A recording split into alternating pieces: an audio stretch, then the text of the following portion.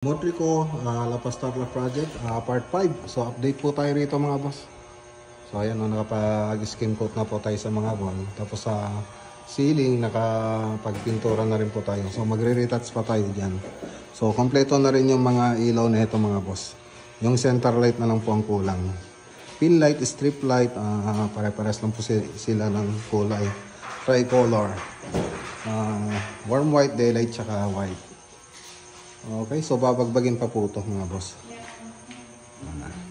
Ito yung kitchen, tapos may banyo po dyan, tapos yung dining natin, tapos living room. So yan po yung parte ng bahay. Tapos ito po yung master bedroom. So nakapag-masilya na rin po tayo rito, nakapag-skim coat na rin po tayo. Tapos toilet and bath, tapos yung room 2. Okay, so yan yung update dito sa Motrico Tarlac Project. So magpa-primer na rin po tayo pagkatapos nito. So pakita ko na rin yung labas na ito mga boss.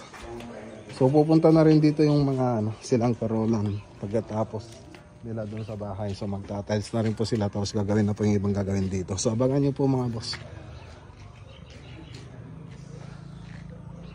Alright.